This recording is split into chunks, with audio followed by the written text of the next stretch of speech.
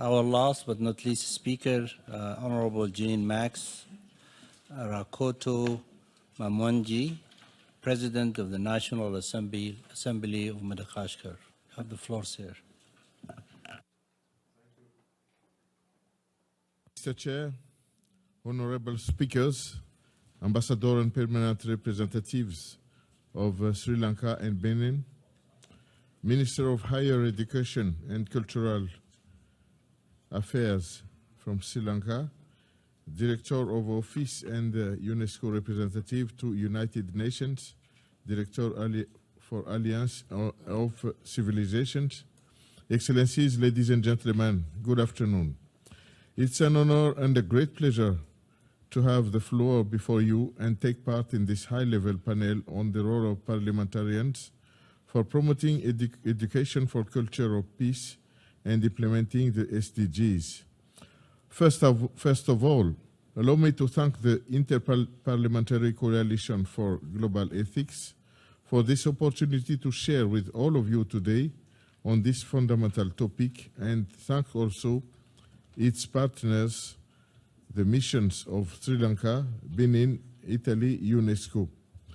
The concept of peace building is recent in Madagascar as well as in many countries throughout the world. Our country has never experienced a civil or international war. However, poverty can lead to instability due to lack of security worsened by the impacts of climate change, land grabbing, and high inequalities. While we are witnessing a deployment of immense efforts and unmistakable results in the collective construction of peace, especially here at the United Nations and among us parliamentarians, we are paradoxically witnessing challenges, questions, and upheavals. Everyone has their role at their own level, particularly we parliamentarians accordingly, drafting laws and overseeing the government's execution of these laws, national policies and strategic plans. Since the SDGs reflect the needs and aspirations of the people, members of parliaments are expected to promote them. Indeed, human rights legislation have to be in place, up to date with prevailing international norms, effective and disseminated to all citizens, in particular vulnerable groups. This contributes to guaranteeing democratic alternations, accountability, and participation. In addition, greater ownership of the challenges of achieving the SDGs by parliamentarians is a complementary added value to government's efforts. As the main political and economic expression of government policy, the budget appears as a natural starting point for the integration of the 2030 Agenda and its SDGs.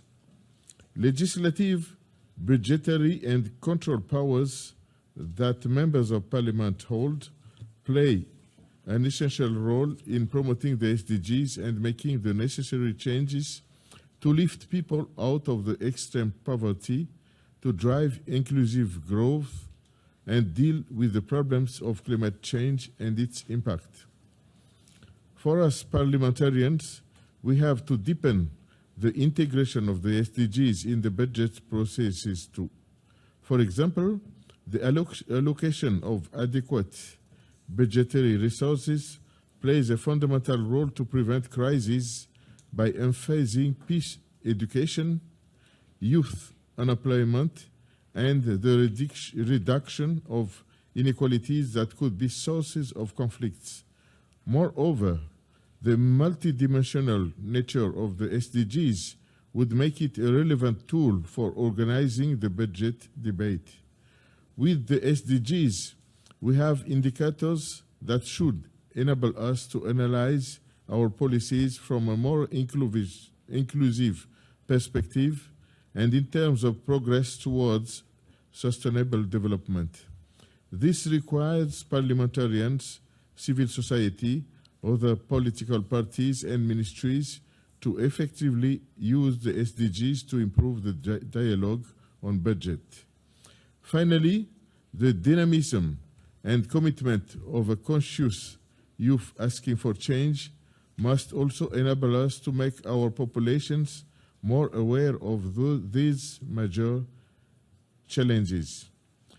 In 2014, the annual report of the United Nations Population Fund stated that investing in young people could prove to be a factor in accelerating sustainable development, and stated that sub-Saharan Africa loses at least $500 billion a year because of the investment gap in its youth. Making room for youth, offering them a space for expression to better appropriate the SDGs, is also a path on which we have chosen to orient ourselves in Madagascar, even at the level of the National Assembly, with the implementation of a youth parliament. On 1st of October, we'll have the first dialogue between youth and members of parliament, a project in partnership with the Ministry of Youth. 140 youth from different areas and social conditions will exchange their needs and solutions on different challenges. Peace and security will be on discussion too. While sustainable development is defined as development that meets the needs of the present without compromising the ability of the future generations to meet their own needs, it is time to involve these future generations as well on the table of decision-making.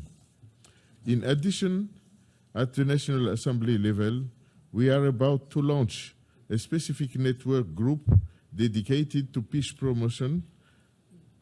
With this group, the members of parliament will develop specific legislation integrating education for peace, tolerance, and dialogue into school curricula, supporting the implementation of public policies, promoting support for initiatives to consolidate peace, without forgetting the dialogue between cultural actors around the challenges.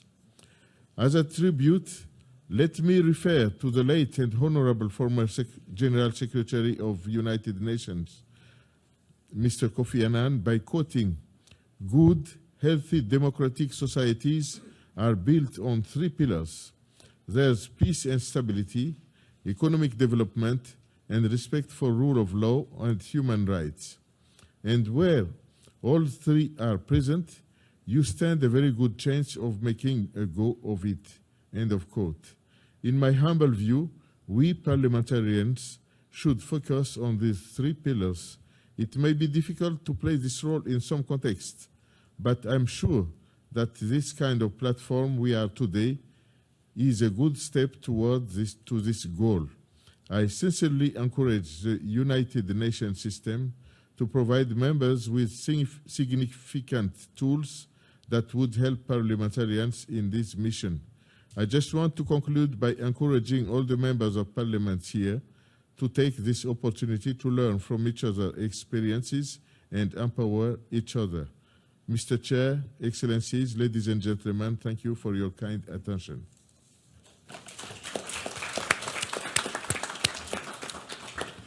Thank you, Mr. President of the National Assembly of Madagascar.